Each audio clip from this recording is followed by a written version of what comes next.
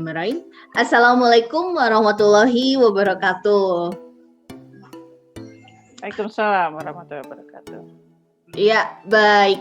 Halo gengs, selamat datang di channel YouTube Willa Basari Official yang masih dalam konten yang sama, yaitu dalam konten ngopi santai alias ngobrol pintar tapi tetap santai. Dengan tema bagaimana sih cara menjadi dosen yang inovatif, yang kreatif dan juga visioner. Nah, kebetulan hari ini saya kedatangan narasumber yang menurut saya luar biasa sekali dan sudah mumpuni di bidangnya, terutama dalam bidang pengajaran sebagai dosen. Siapa dia? Langsung aja kita sapa yuk. Halo Bu Andriani. Halo Mbak Willa. Iya Bu Andriani, apa kabarnya Bu? Alhamdulillah baik. Alhamdulillah baik ya. Oke, boleh bisa memperkenalkan dirinya Bu Andriani sambil menyapa nih teman-teman yang mungkin lagi nonton channel saya saat ini dengan menyebutkan nama lengkap dan juga profesinya saat ini. Silakan Bu Andri. Baik, saya Andriani Kusumawati. Kebetulan saya dosen di Fakultas Ilmu Administrasi Universitas Brawijaya di jurusan Administrasi Bisnis ya dari tahun 2002. Jadi sekarang hampir 20 tahun, 19 tahunan. Kemudian saya ditempatkan di program studi Administrasi Bisnis karena kami di jurusan Administrasi Bisnis punya 3 prodi. Ya, ada prodi administrasi bisnis sendiri, ada prodi perpajakan dan bisnis pariwisata. Kemudian saya home base-nya di administrasi bisnis. Tentu saja kalau dilihat 20 tahun bimbingan jumlahnya sudah banyak ya, terutama S1, S1, S2. S1 saya selesaikan di Fakultas Ilmu Administrasi juga di Universitas Brawijaya di Administrasi Niaga waktu itu namanya dari tahun 94 sampai 98. Kemudian 99 tahun 1999 saya punya kesempatan untuk melanjutkan lagi di program Pasca Sarjana masih di Universitas Brawijaya di program studi yang sama Ilmu Administrasi Niaga. Dari tahun 1999 sampai 2001 selesai. Tahun 2002 saya baru diangkat jadi dosen waktu itu. Kebetulan di tempat saya belajar dulu sehingga saya kembali ke alma mater saya menjadi dosen dan mata kuliah yang menjadi konsentrasi saya yaitu marketing, pemasaran, ya, khususnya pemasaran dan perilaku konsumen. Biasa saya mengajar mata kuliah itu di samping mata kuliah lain seperti riset metodologi yang mempersiapkan mahasiswa untuk melakukan penulisan tugas akhir. Ya. Penelitian. Terus pada tahun 2008 saya dapat beasiswa, 2007 kebetulan beasiswa saya terima. Saya diberi kesempatan untuk berangkat 2008 ke Australia untuk dapat dari beasiswa dari Dikti waktu itu batch pertama di Sydney Business School, University of Wollongong Australia. Dari tahun jadi 2008 berangkat, ada persiapan perkuliahan, 2009 sudah mulai kuliah, saya selesaikan sampai tahun 2013. Jadi dari 2013 saya sudah selesai, kembali ke Indonesia. Alma mater saya lagi, mengajar kembali sampai sekarang. Sehingga kalau dihitung ya banyak ya bimbingan. Jadi kalau setelah S3 langsung dapat peran untuk membimbing S2 maupun S3.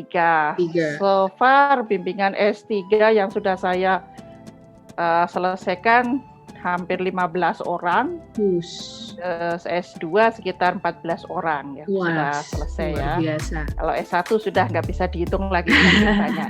Gitu. Paling banyak itu ya, Bu. Untuk kegiatan-kegiatan lain tentu saja tidak sebagai dosen, saya juga sebagai peneliti.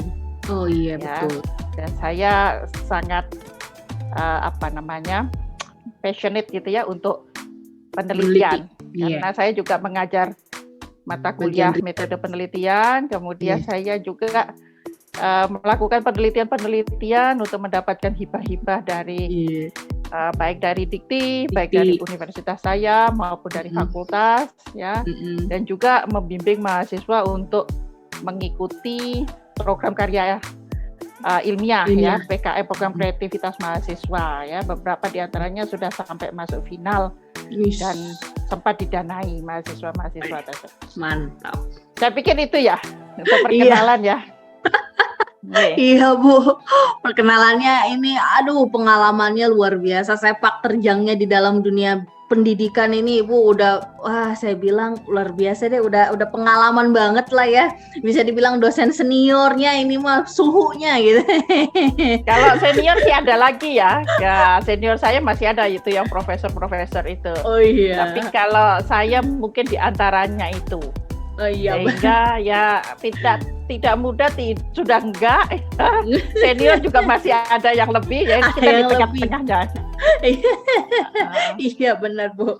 Oke, udah mantep banget ya, teman-teman semua ini udah luar biasa sampai dapat beasiswa dari LDikti ke AUSI, itu kebanggaan banget, prestasi yang luar biasa, acung jempol dari saya Bu.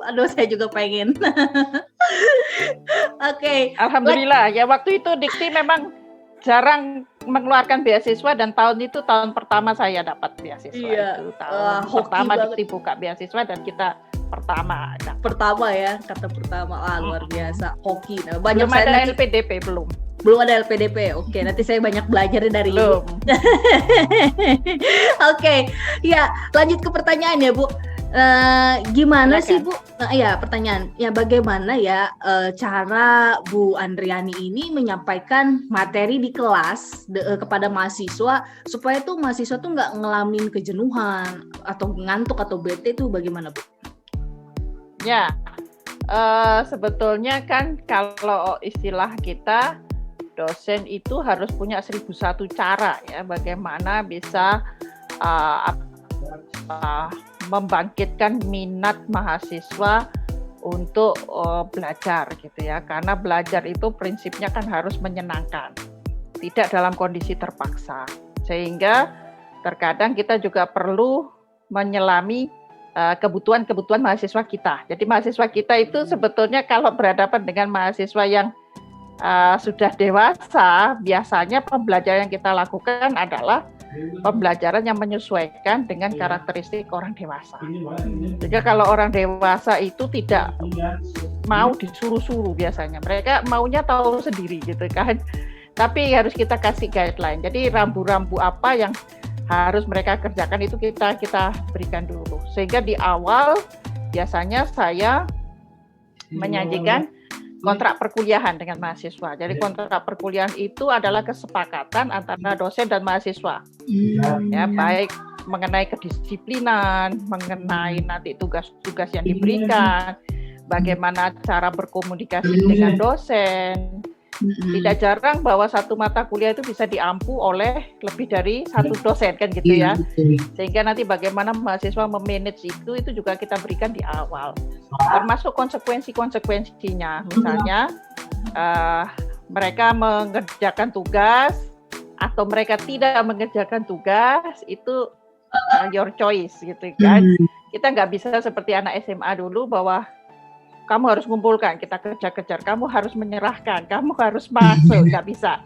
Jadi karena kita berhadapan dengan mahasiswa dewasa, itu perlu kita berikan mereka tanggung jawab dan kemandirian. Nah, untuk itu biasanya mahasiswa sudah tahu, sudah paham. Gitu. Sehingga konsekuensi misalnya ketidakhadiran, berapa banyak yang ditolerir untuk ketidakhadiran, berapa persen. Gitu ya. Kita ada sistem yang mengawasi itu, sehingga nanti kalau tidak masuk melebihi batasnya biasanya sistem langsung menolak mahasiswa yang bersangkutan untuk ikut ujian dan nilainya tidak bisa keluar. Itu sudah otomatis. Ya, tapi untuk misalnya ada indikasi plagiarisme, ada apa, itu sudah kita informasikan dari awal. Sehingga mahasiswa betul-betul aware, betul-betul tahu bahwa apa yang dia lakukan itu punya konsekuensi. Kalau dikerjakan dapat nilai, ya kan? Kalau tidak dikerjakan apa yang mereka dapatkan. Jadi pertama itu. Yang kedua juga terkadang mahasiswa yang tingkat dewasa ini perlu kadang dia bersosialisasi, sehingga kita memberikan mahasiswa keleluasaan untuk mengakses berbagai fasilitas yang ada di kampus, ya, termasuk mereka mengakses dengan seniornya. Nah, itu yang saya minta mahasiswa supaya tidak istilahnya apa, kata dalam tempurung, ya. Jadi mereka harus banyak bertanya, harus banyak menimba pengalaman dari senior.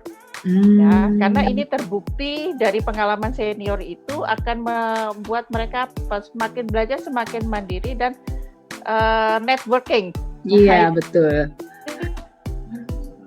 Iya. Jadi orang bisnis itu kan prinsipnya juga harus bisa komunikasi, negosiasi, dan networking. Iya. Ya, kalau mahasiswa tidak bisa melakukan itu di dalam proses pembelajarannya, itu nanti akan kesulitan di dunia kerja. Sehingga mahasiswa juga kita encourage untuk bagaimana dia bisa melakukan networking, baik ke kakak kelas, ke adik kelas, atau ke teman yang lain yang peers, ya, yang seangkatan. Kemudian juga pemberian tugas-tugas. Itu juga sejauh ini saya menganggap tugas itu efektif untuk mengantarkan mahasiswa melatih kemandirian dan bagaimana menyelesaikan solusi-solusi yang ada di masyarakat. Jadi kadang tugas yang kita berikan, karena mata kuliah saya marketing, saya selalu bilang ke mahasiswa bahwa mata kuliah marketing itu pada prinsipnya sangat dinamis. Dia bisa hadir dimanapun saja sektornya. Ya, kita lihat sekarang marketing tidak hanya berlaku di bisnis, gitu kan? Iya, betul. Ya, pendidikan, di kesehatan, bahkan di politik. Ya, itu pakai marketing semua, gitu kan? Betul. Sehingga mereka akan saya berikan case-case tadi yang bisa, atau artikel jurnal yang bisa jadi rujukan mereka bahwa marketing itu bisa melampaui batas-batas bisnis, gitu. Iya, di sektor publik juga pakai marketing, kemudian sektor kesehatan, bidang pendidikan, semua ada, gitu. Dan kita akan berikan mereka case-case tadi yang lagi tren, itu memancing mereka untuk membaca. Iya. Nah, dari situ nanti mereka biasanya akan kami guide untuk bisa dari pengetahuan itu untuk bisa menulis. Iya. Entah itu berupa report, ya, short paper, ya, atau bisa menulis tugas akhir, ya. Iya. Berapa chapter itu. Jadi dari case study itu bisa memancing mereka untuk mencari lebih banyak tren apa yang ada di masyarakat yang bisa diangkat di suatu topik tulisan, atau bisa jadi suatu karya ilmiah. Iya, nah, betul. Itu. Jadi itu beberapa hal yang saya lakukan sementara ini, dan juga saya tidak jarang melibatkan mahasiswa saya baik S1, S2, S3 untuk terlibat dalam proyek penelitian yang saya lakukan. Jadi beberapa hibah saya sering mendapat hibah, hampir setiap tahun itu saya mendapatkan hibah tidaknya 1-2 lah, itu hibah penelitian, gitu ya, yang saya peroleh baik dari Dikti maupun dari universitas, dan itu saya selalu melibatkan mahasiswa, baik itu S1, S2, S3. Kenapa dilibatkan? Karena supaya mahasiswa tahu, ya, bagaimana mengatasi solusi di lapangan, bagaimana membuat karya ilmiah, bagaimana menulis ilmiah yang benar-benar ini diterima, gitu ya, dan didanai, ya. Karena sifat itu mesti kompetisi, ya, mestinya model baik dari proposal, laporan, dan outcome-nya harus benar-benar bagus, gitu ya, karena dikompetisikan untuk dapat pendanaan. Jadi kami berupaya untuk melibatkan mahasiswa di dalam setiap aktivitas kami, termasuk pengabdian Masyarakat, iya. Masyarakat juga. Hmm. Itu kan tridharma perguruan tinggi ya. Iya, Jadi ada betul. pendidikan, ada penelitian, Penelitian, ada pengabdian pada pengajar. masyarakat. Ya. Jadi pendidikan dan pengajaran ini biasanya kita sudah melakukan itu otomatis gitu ya, dosen yang ngajar ya, mendidik, membimbing gitu. Penelitian ini yang porsinya sebetulnya jauh lebih besar. Kalau kita lihat di dalam penilaian angka kredit seorang dosen, penelitian itu porsinya itu sekarang cukup besar. Iya, betul. Ya, bahkan melebihi dari pendidikan dan pengajaran. Sehingga apa artinya bahwa dosen tidak hanya dituntut untuk mengajar, tapi juga harus membuat suatu karya penelitian yang bisa diterima oleh masyarakat, menjadikan solusi bagi masyarakat atau menambah paling enggak body of knowledge ya, kasana ilmu pengetahuan. Iya, betul.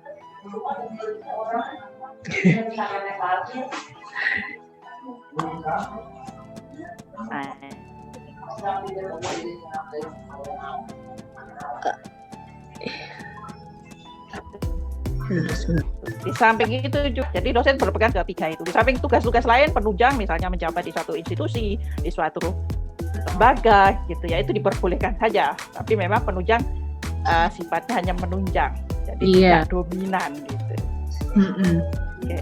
Oke, wah luar biasa nih. Aduh, saya nanti banyak belajar banget nih dari Ibu. Ya, lanjut ke pertanyaan selanjutnya ya Bu ya.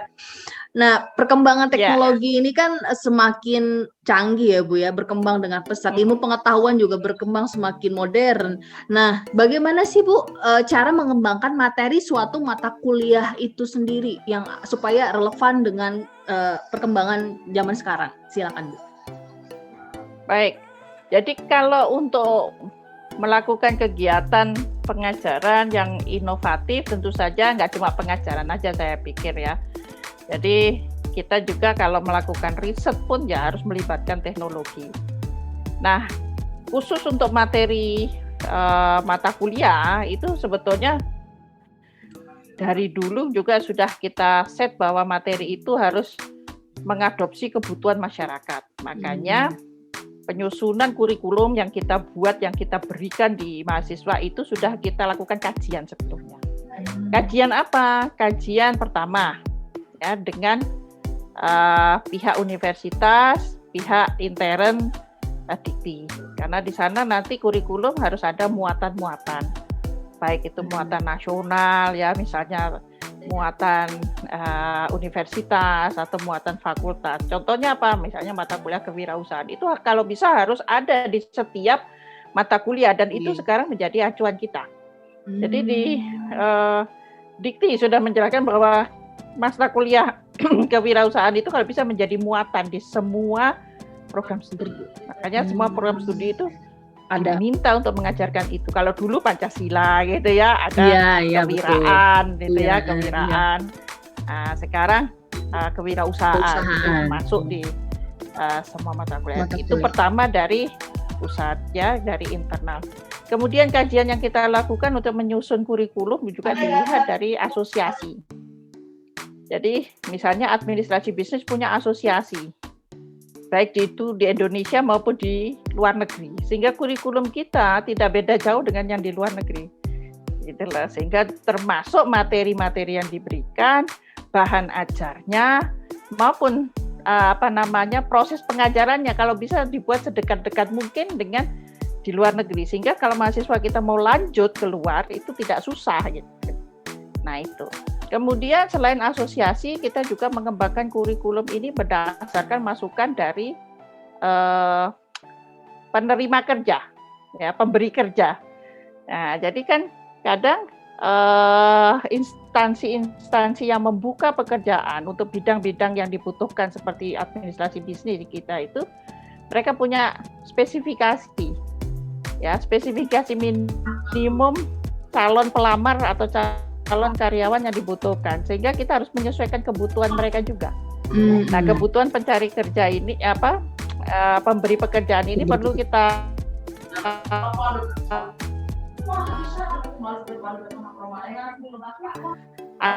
akomodir juga juga. Karena kita kan nggak mau lulusan kita setelah lulus susah-susah kuliah dapat sarjana dari pihak-pihak lain, misalnya orang tua, ya, kebutuhan-kebutuhan lain dari masyarakat, ya, kepentingan pemerintah dan sebagainya. Sehingga kurikulum yang kita susun nanti akan menyesuaikan itu. Baru dari kurikulum yang dibuat, kita akan mengembangkan bahan ajar dan materinya. Nah, ini tadi. Bahan ajar dan materinya tidak serta-merta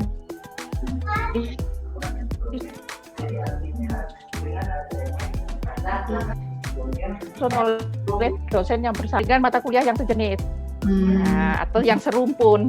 Nah, itu punya tim. Sehingga antar dosen dan dosen satunya dalam memberikan materi pengajaran, baik itu rencana pembelajaran semester atau RPS-nya itu tidak berbeda jauh gitu. Walaupun mata kuliah marketing misalnya yang ngajar dosen A, B, C, D, tapi RPS-nya sama, guideline-nya sama, sumbernya sama, tinggal cara delivering-nya yang berbeda. Sehingga materinya antar satu dengan yang lain tidak mungkin berbeda. Nah, itu.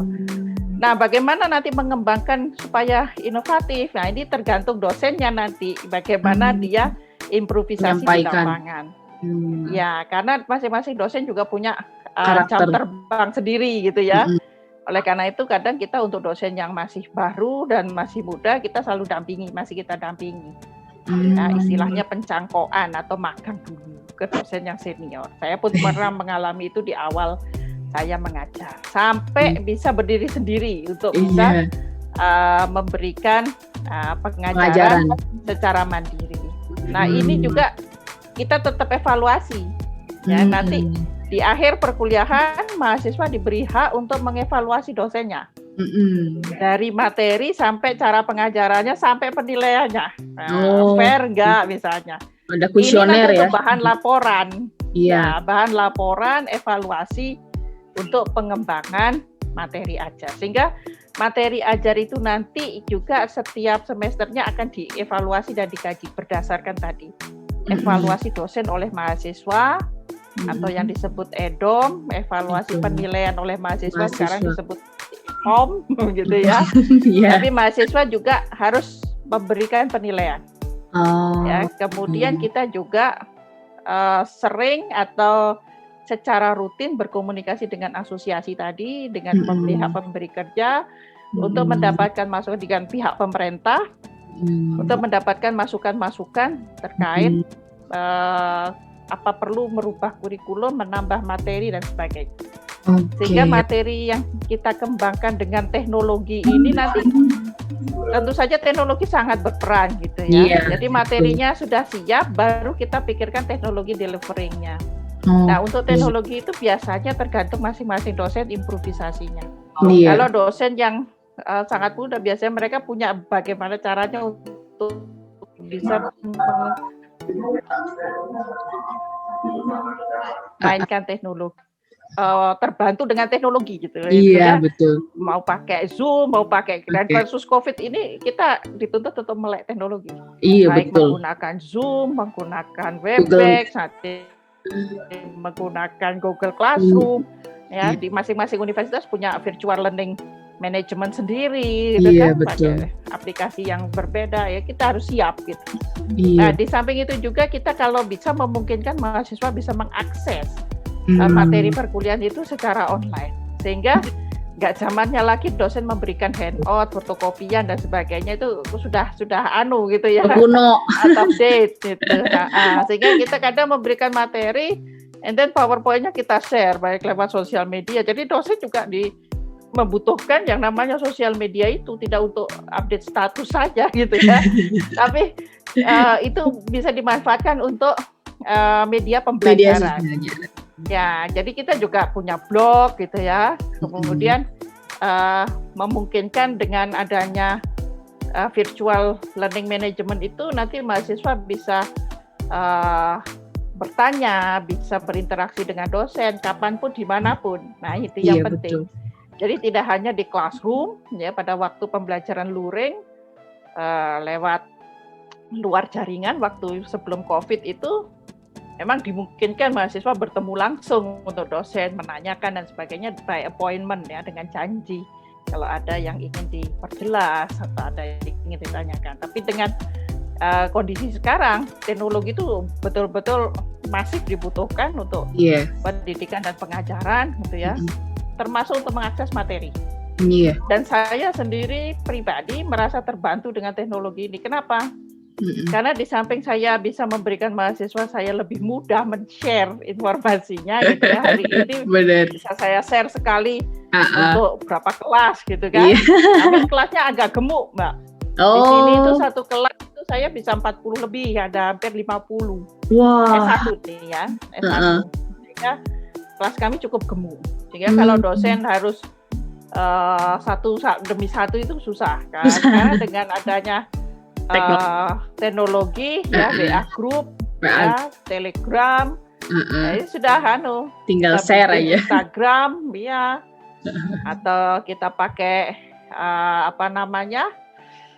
Google Classroom. Itu semua materi bisa diskusi di situ juga. Sekaligus saya mengomentari. Apa yang saya komentari, apa yang saya jelaskan ke satu mahasiswa, mestinya bisa diakses oleh mahasiswa yang lain. Sehingga saya nggak perlu menjelaskan berkali-kali, gitu kan. Untuk hal yang sama yang mungkin menjadi pertanyaan bagi mahasiswa yang lain. Jadi teknologi luar biasa.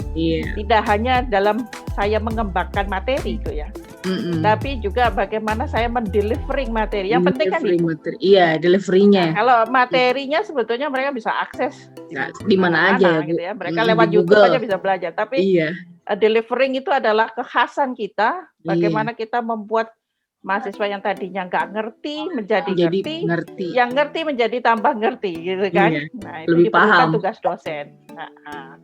Jadi sebetulnya apakah dengan teknologi bisa menggantikan juga, ini sekaligus mungkin akan ditanyakan Mbak.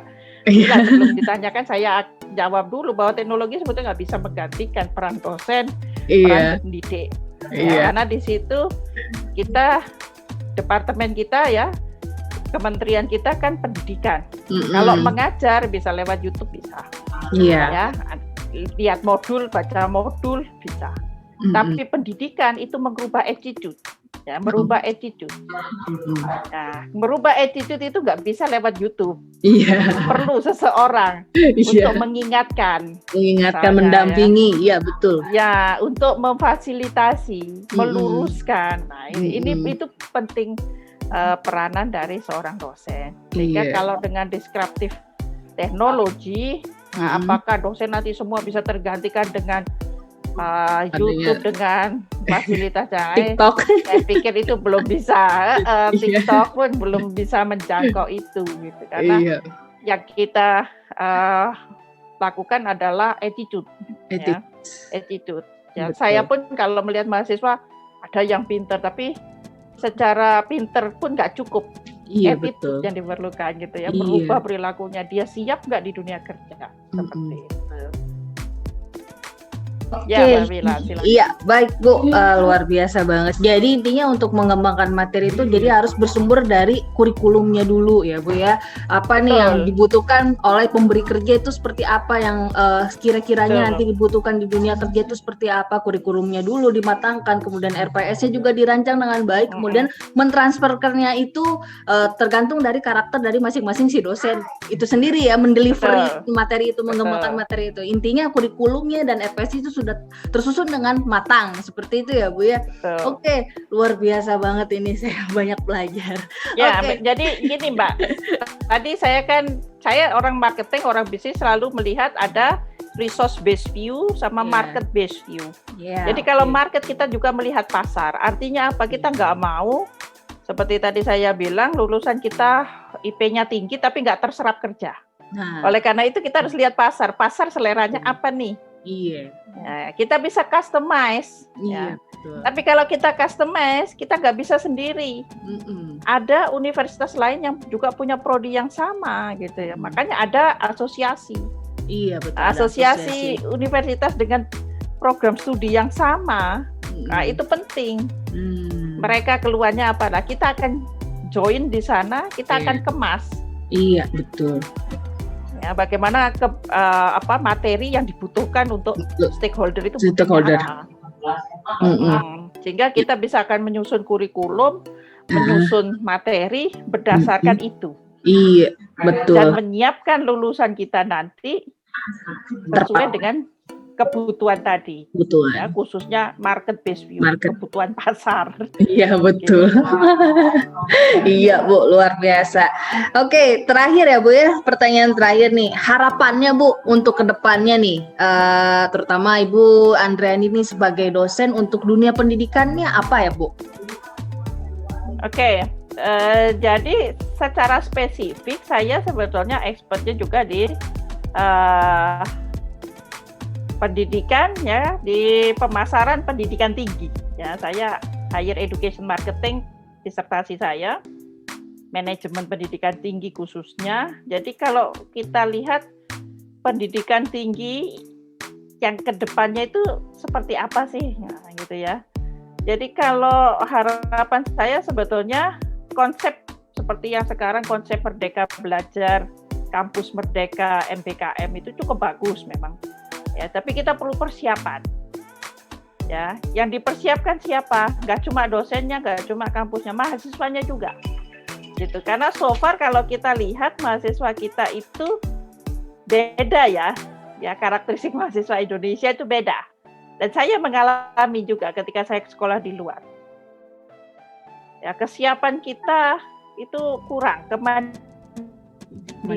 kita kurang. Jadi mahasiswa selepas kamu harus melakukan ini, caranya begini, itu pasti harus dituntut. Tapi kalau di luar itu kita diberi kebebasan. Karena yang dinilai itu effortnya, prosesnya dia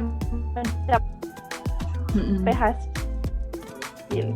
Dilihat dari hasil. Contoh sederhana ya, adanya ujian nasional. Itu kan seolah-olah meniadakan proses. Iya. Siswa ya, khususnya anak pendidikan dasar dan menengah itu dipaksa untuk menyelesaikan soal dalam kurun waktu tertentu dalam berapa hari. Iya. Nah, bagaimana dengan prosesnya? Prosesnya ini yang jarang kita nilai gitu. Padahal justru di prosesnya ini sebetulnya. Sehingga kalau kita berprinsip bahwa hasil ya itu tidak mengkhianati proses mestinya kan gitu. Iya, betul. Ya. Jadi kalau bisa memang prosesnya ikut tinggi. Pendidikan kita pada umumnya masih melihat ke hasil, kurang melihat ke proses. Ya, contoh sederhana misalnya ketika kalau kita hanya menilai dari ujian akhir semester, misalnya nilainya jatuh atau dia harus remedi atau apa istilahnya dia harus mengulang, itu kan yang salah bukan karena pada saat itu dia misalnya sakit misalnya, itu kan perlu, makanya itu perlu proses. Sehingga saya pun dalam memberi penilaian mahasiswa saya itu dia dari kehadiran, ya. Dari keaktifan dia terlibat di kelas, baik diskusi, presentasi. Jadi jarang saya memberikan perkuliahan itu hanya one way ya, satu arah. Nah, satu arah itu kayak saya kampanye tuh ya, ceramah. Pilihlah saya, ya, itu bagi saya tidak efektif kalau menurut saya. Untuk mahasiswa yang sudah dewasa seperti itu, kita harus ajak dia berpikir. Kalau menurut pendapatmu bagaimana? Ya, kasih dia kesempatan. Ya, dia mungkin punya inovasi-inovasi atau pemikiran, ide, gagasan yang mungkin di luar yang kita miliki. Nah, dosen dapat ilmu di situ. Iya.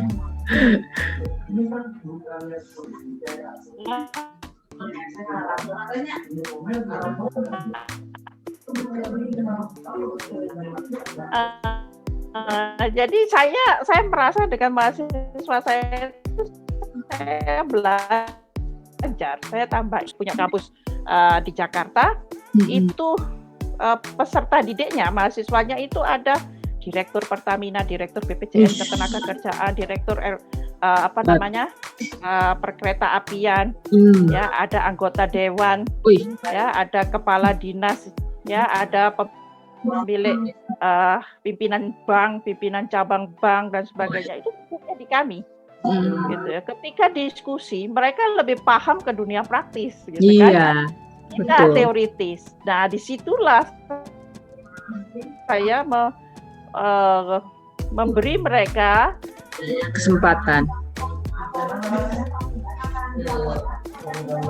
bahwa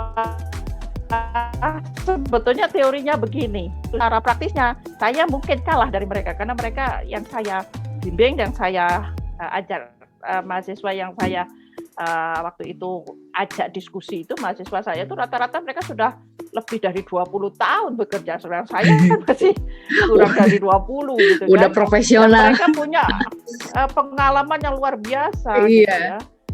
Praktis. Ada yang direktur tambang, pelabuhan, ya pelindo, ada yang direktur jasa marga, ada yang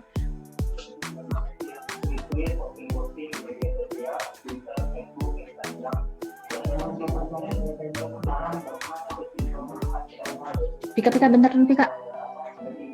OJK, mereka ada teori karena itu sebenarnya dari tidak administrasi bisnis, mungkin dari teknik mesin, ada yang teknik industri, sehingga ketika bertemu konsep bisnis itu sebetulnya ini loh.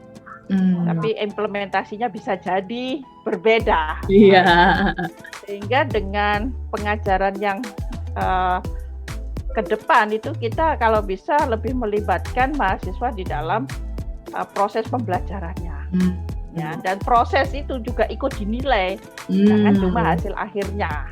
Karena kalau hasil akhir saja, kadang itu menipu atau meniadakan atau menafikan proses yang sudah dijalani. Kasihan gitu. Kasihan, benar. Ada mahasiswa yang sangat rajin ketika hari H ujian dia jatuh, dia sakit, dia tidak bisa mengerjakan dengan full energi gitu ya. Nah ini kan kalau dinilai hasilnya. Jadi harapan saya bahwa dunia kependidikan sekarang kalau bisa apresiasi juga untuk dosen gitu, untuk tenaga pendidik. Karena kalau di luar negeri kita nggak bicara tenaga pendidik itu layak gitu ya untuk membeli buku, untuk kehidupan, sehingga dia nggak harus proyek sana sini. Nah, ini selama ini kasihan kita. Ya, kalau dosen guru tidak proyek nggak ada tambahan, ya kan? Nggak cukup untuk hidupnya gitu kan. Tapi kalau proyek terlalu banyak, kelas diabaikan, itu yang saya takutkan. Iya benar. Jadi, kalau bisa pendidik itu dapat apresiasi yang cukup tinggi dari pemerintah karena tanggung jawabnya besar. Kemarin sempat salah satu Pak Menteri bicara bahwa banyaknya koruptor itu tanggung jawab perguruan tinggi. Saya pikir itu tanggung jawab semua gitu. Jangan disalahkan ke kita. Iya betul. Gitu kan? Iya. Kita jujur semua dosen, semua pendidik tidak pernah mengajarkan mahasiswa atau mengajarkan peserta didiknya untuk berbuat jahat. Iya, nggak ada Bu. Ya, dosen secara manusia, saya selalu bilang ke mahasiswa saya, dosen itu manusia biasa, bisa salah. Iya. Tapi benaran itu maksudnya seperti itu. Sehingga kalau dosen salah itu manusiawi. Tapi saya yakin semua pendidik itu tidak ada yang mengajarkan tentang kejahatan, kriminal, korupsi. Saya ngajar di bisnis gitu ya. Ya, tapi kita mengajarkan bisnis itu ya yang taat, yang benar-benar tidak merugikan yang masyarakat. Jujur. Iya, walaupun bisnis itu kan bisa menghalalkan segala cara sah-sah saja kan Bu. Iya, tapi kita tidak mengajarkan itu. Kalau ada cara yang dianggap itu lebih elegan, lebih etikal gitu kan, kita ajarkan itu. Jangankan itu, ya meneliti pun kita ajarkan mahasiswa supaya lebih.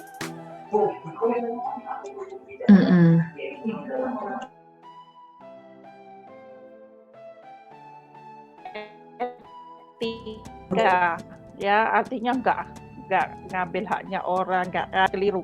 Tanggung jawab itu kita semua. Nah itu ya, di samping itu makanya dosen kalau bisa tidak mengajarkan saja, tapi mendidik, itu harus diubah. Begitu kalau menurut saya Mbak Wila. Oke, iya benar sekali Bu, betul apa yang diharapkan oleh Bu Andriani. Iya, harapannya itu memang ke depannya ya lebih apa ya, lebih memperhatikan pemerintah itu untuk kesejahteraan tenaga pendidikan itu sendiri gitu ya Bu ya. Kemudian untuk dari segi pembelajaran, adanya Merdeka Belajar merupakan salah satu ya inovasi dari belajar bahwa apa ya istilahnya ya inovasi pembelajaran untuk bisa lebih apa ya studi learning gitu ya, studi learning center gitu. Jadi mahasiswa itu dilatih kemandiriannya untuk dalam pembelajaran itu sendiri gitu kan. Jadi dosen itu nantinya yang jadi sebagai fasilitator gitu. Oke, Bu Andriani. Iya, baik Bu. Oke. Bu Andriani, terima kasih banyak Bu sudah mau meluangkan waktunya untuk sekedar berbincang santai dengan saya. Ini daging banget ya Bu ya, luar biasa ilmunya gitu kan ya. Ini bisa belajar banyak ya teman-teman semua yang mungkin nanti yang jadi calon-calon dosen dari pemaparan yang Ibu sampaikan, dosen yang sudah berpengalaman sekali gitu kan, itu luar biasa. Iya, Bu Andriani sukses terus di bidang profesinya ya Bu ya, selalu sehat. Terima kasih Mbak Mila. Amin. Dengan keluarganya, amin. Iya, oke, teman-teman yang dari tadi nonton, tadi sudah lihat ya bincang singkat antara saya dengan Bu Andriani. Semoga bisa memotivasi, menginspirasi teman-teman semua yang lagi nonton di sini, khususnya di dunia pendidikan. Oke, sekian dari saya. Akhir kata, wassalamualaikum warahmatullahi wabarakatuh. Sampai jumpa di konten saya selanjutnya. Terima kasih. Sama-sama.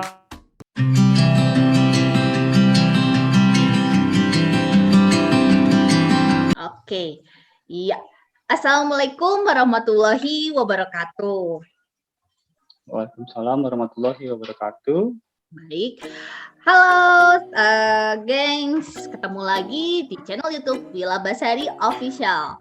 Nah, tentunya dengan konten yang sama, yaitu ngopi santai, alias ngobrol pintar tapi santai.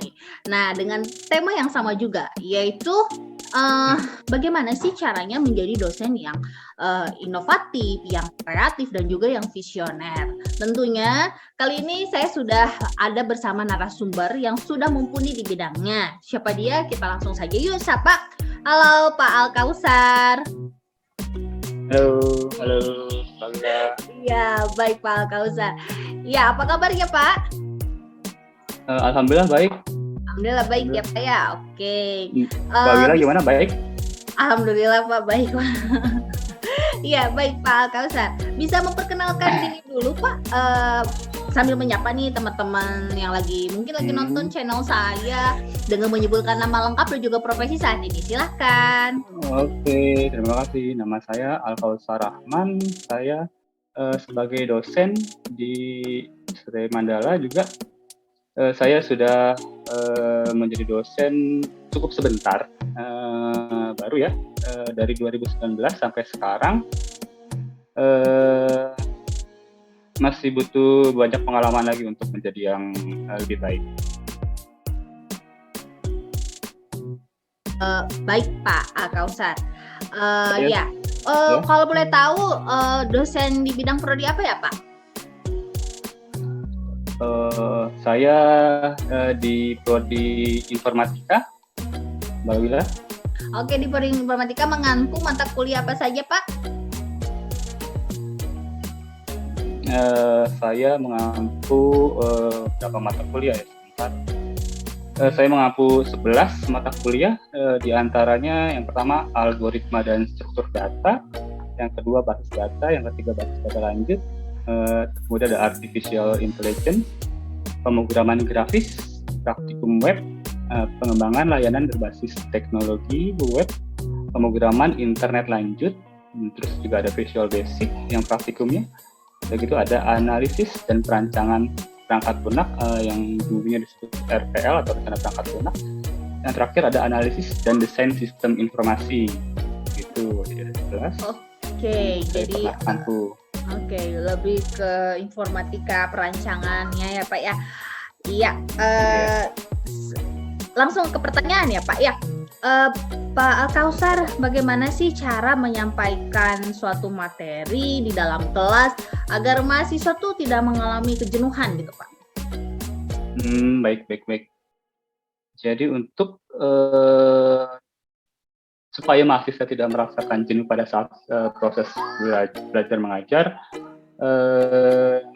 menurut saya ada dua ya dalam proses belajar mengajar itu. Yang pertama dari segi materi yang dibuat oleh dosen.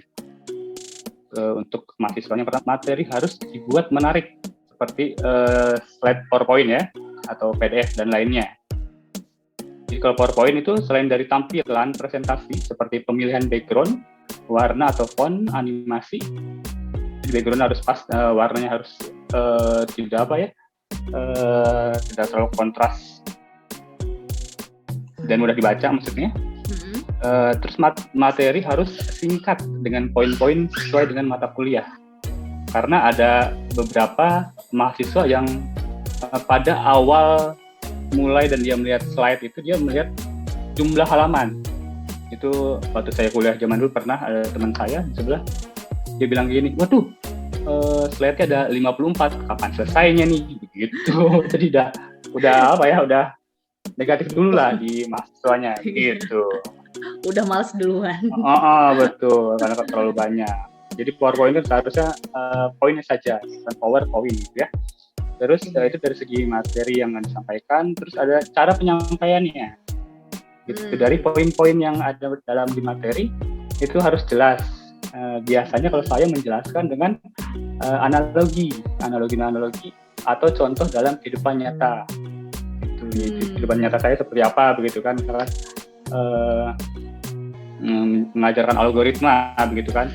Algoritma itu dalam kehidupan nyata adalah langkah-langkah kita untuk melakukan sesuatu untuk mencapai tujuan. Contoh misalkan membuat surat atau mengantar ibu ke pasar atau membeli sesuatu begitu. Itu adalah sebuah perumpamaan di kehidupan nyata. Terus selain penyampaian poin-poin yang sangat jelas atau analogi, kita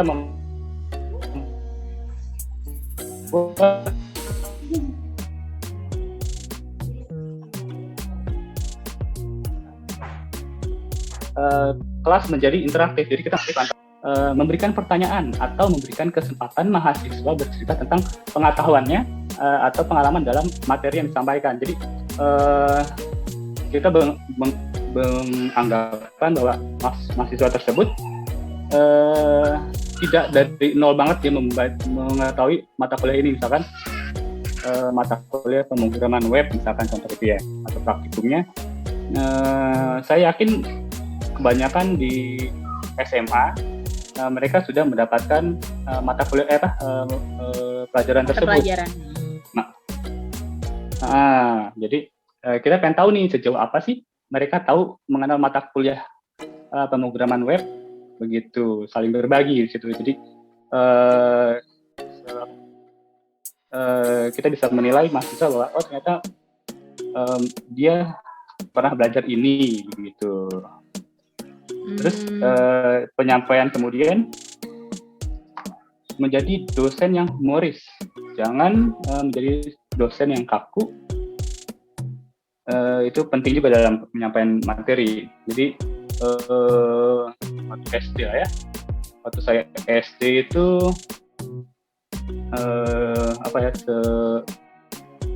kebanyakan orang Indonesia mengenal hitung-hitungan itu pelajaran yang sulit gitu, karena mungkin menurut saya guru-gurunya kurang humoris. Jadi begitu masuk kita udah tegang, harus menyampaikan perkalian misalkan begitu kan. Tidak, jadi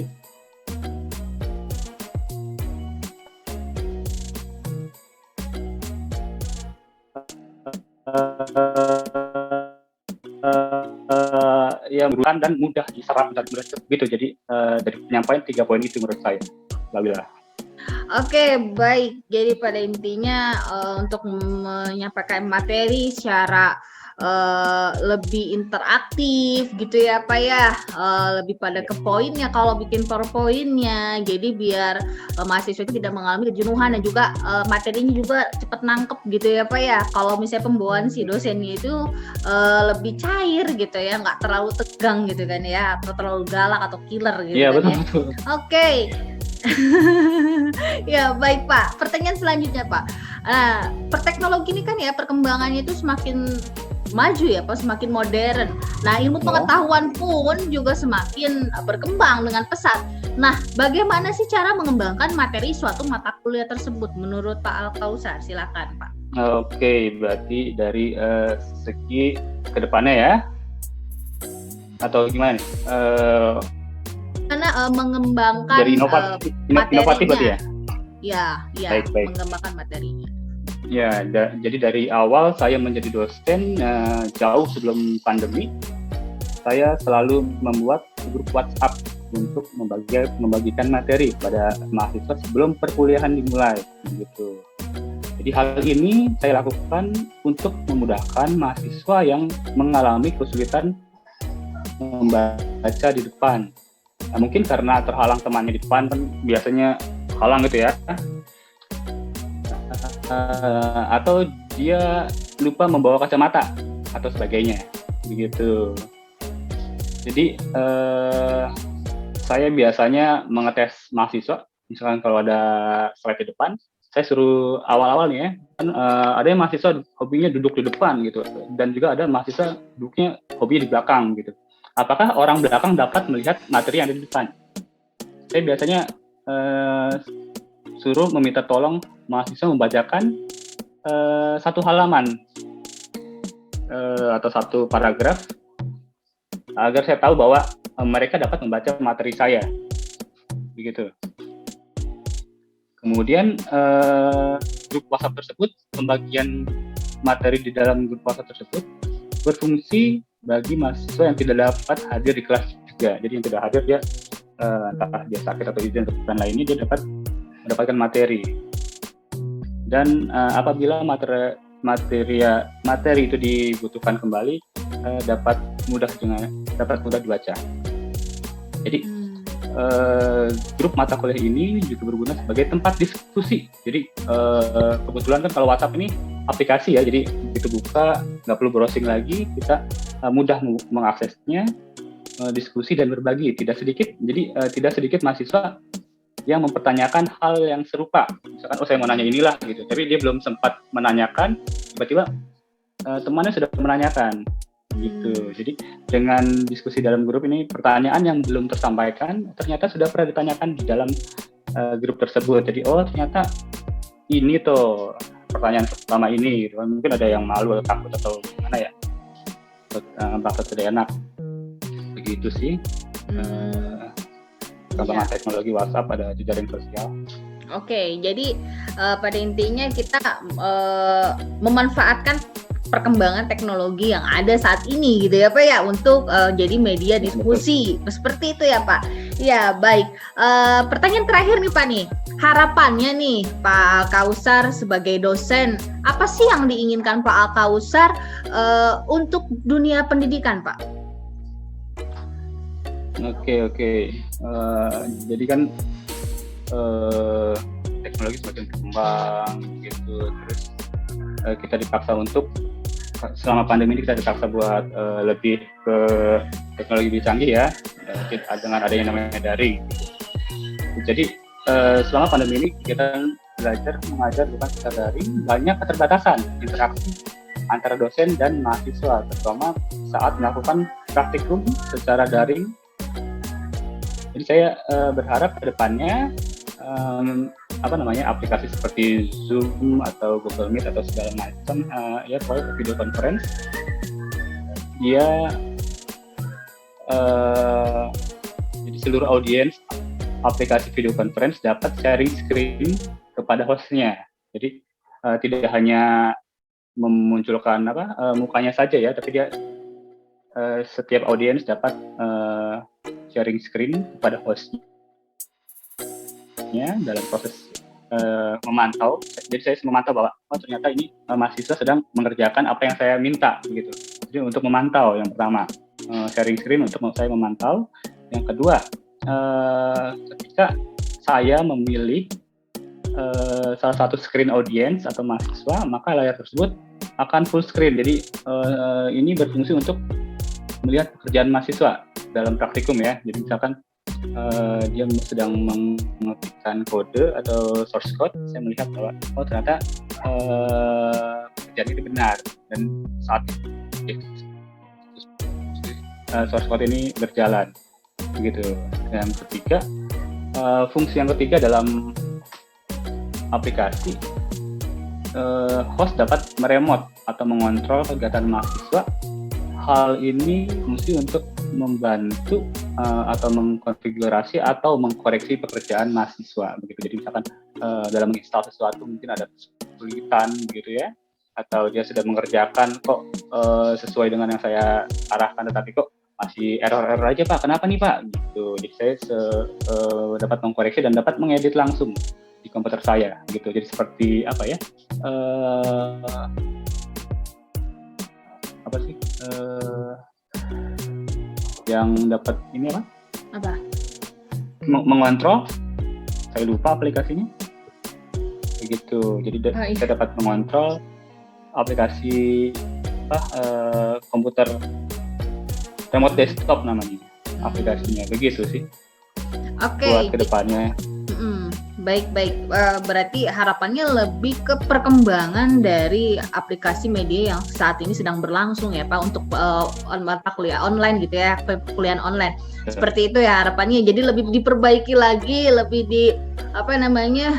fitur-fiturnya mungkin ya lebih dilengkapi lagi seperti itu ya Pak. Baik aplikasi video conference, Zoom, Google Meet dan lain sebagainya. Jadi lebih memudahkan mengajar antara dosen juga mahasiswanya, lebih ada istilahnya bisa berjalan dengan baik perkuliahannya gitu ya Pak ya.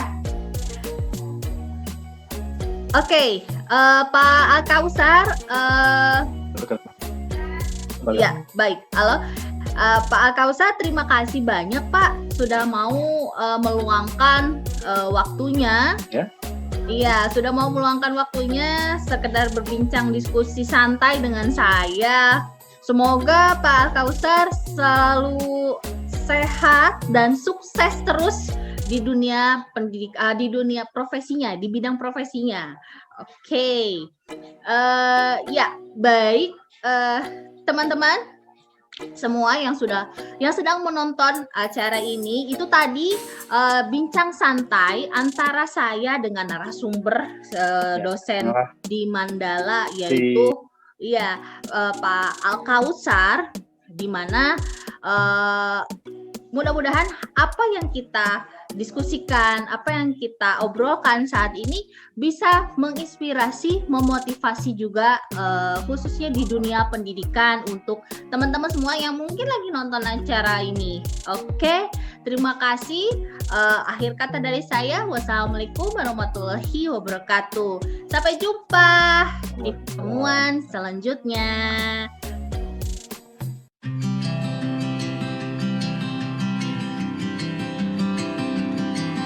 Iya. Assalamualaikum warahmatullahi wabarakatuh. Waalaikumsalam warahmatullahi wabarakatuh. Ya. Halo, gengs. Apa kabarnya?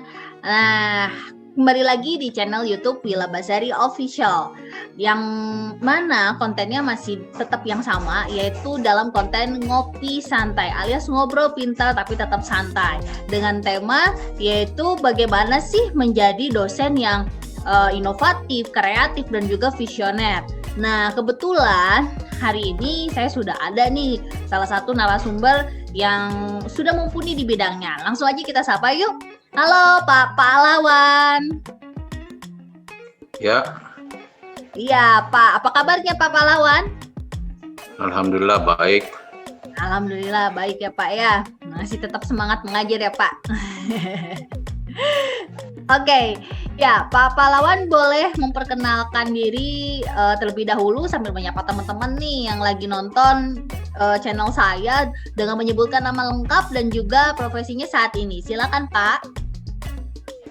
Ya, nama saya Pahlawan Sagala. Saya sekarang saat ini gitu ya, termasuk staf dosen di STT Mandala di samping perguruan tinggi yang lain.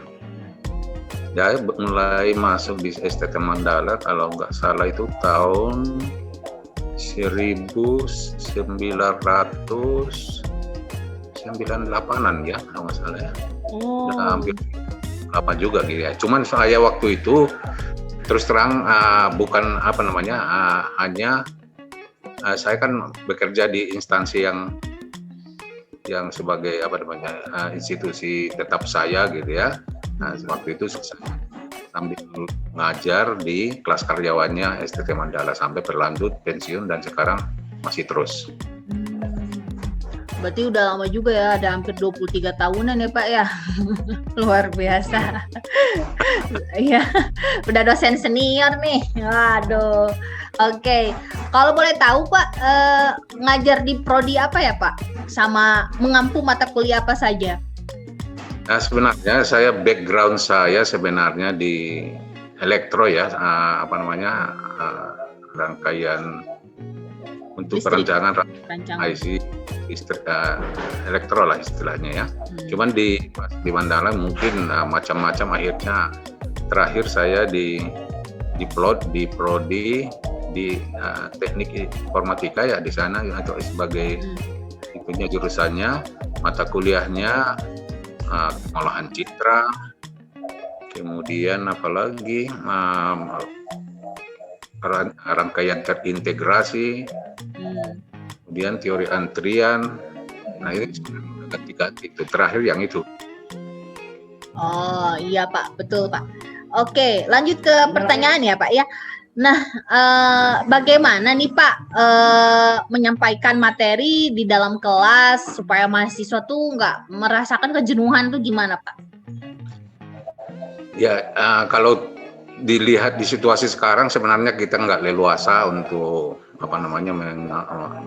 menjalankan semua apa yang kita inginkan supaya berlangsung sesuai dengan yang kita harapkan, karena keterbatasan dengan adanya pandemi itu kan kita terbatas dalam sarana untuk memberikan kuliah juga hanya dibatasi secara online dan kan fasilitas yang seperti itu. Saya kira yang sekarang ini kurang begitu nggak ada interaktifnya gitu ya, karena seolah-olah kita memberi mata kuliah mengupload semua bahan-bahan baru kita kasih pertanyaan di situ. Tidak seperti leluasa kalau secara normal. Kalau normal kan interaktif, bisa tanya jawab gitu ya. Nah, mestinya sebenarnya kalau berkuliah dalam masa seperti ini dan ke depan saya kira masih berlangsung akan seperti ini ya. Cuman mestinya pihak institusi harus memfasilitasi tidak hanya yang sifatnya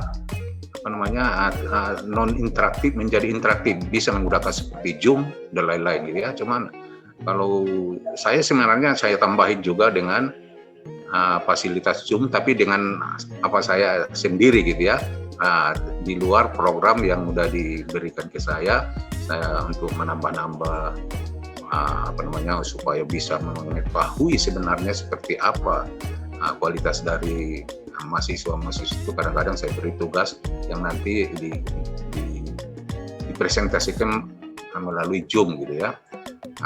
Waktu kalau normal saya itu untuk mengetahui bagaimana